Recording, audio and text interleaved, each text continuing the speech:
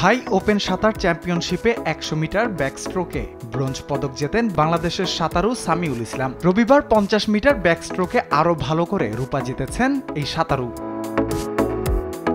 ৫০ metre ব্যাকস্ট্রোকে রূপা জিততে সামিউল সময় নিয়েছেন ২৭.১৭ সেকেন্ড। এই ইভেন্ট তার ক্যারিয়ারের সেরা টাইমিং। এর আগে ৫০ মিটার ব্যাকস্ট্রোকে সামিউলের টাইমিং ছিল ২৭.২০ সেকেন্ড। থাই ওপেনের এই ইভেন্টে ২৬.৫৬ সেকেন্ডের সময় নিয়ে সোনা জেতেন থাইল্যান্ডের সাঁতারু তোনাম। আর ব্রোঞ্জ জেতা তুর্কমেনিস্তানের গুরবানের টাইমিং ছিল ২৭.২০ সেকেন্ড।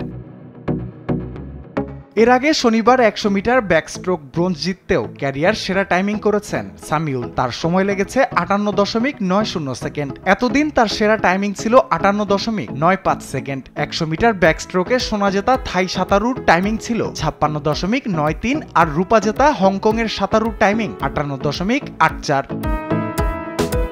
বিশ্ব সাঁতার ফেডারেশনের বৃত্তি নিয়ে বর্তমানে থাইল্যান্ডে আছেন সামিউল। সেখানে মূলত উন্নত প্রশিক্ষণের পাশাপাশি বিভিন্ন প্রতিযোগিতায় অংশ নেন। থাই ওপেন চ্যাম্পিয়নশিপের পর চলতি মাসেই মালয়েশিয়ান ওপেন সাঁতার চ্যাম্পিয়নশিপে অংশ নেবেন বাংলাদেশের এই তরুণ সাঁতারু।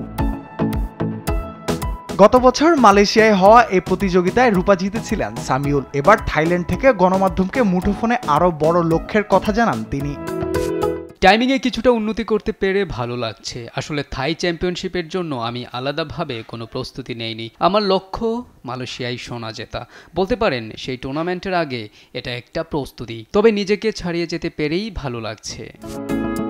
মালয়েশিয়ায় সামিউলের লক্ষ্য সোনা জয়। ২৪ থেকে ২৭ এপ্রিল কুয়ালালামপুরে মালয়েশিয়ান ওপেন সাঁতার চ্যাম্পিয়নশিপে স্বাগতিক মালয়েশিয়ার সঙ্গে বাংলাদেশ, ভারত, পাকিস্তান, মালদ্বীপ, ডেনমার্ক, যুক্তরাষ্ট্র, মেক্সিকো, তাজিকিস্তান, ইন্দোনেশিয়া, ঘানা সহ বিশ্বের প্রায় ৩০টি দেশের সাঁতারুরা অংশ নেবেন। রাফিউল ইসলাম রাতুল, স্পোর্টস ডেস্ক, দেশ টিভি।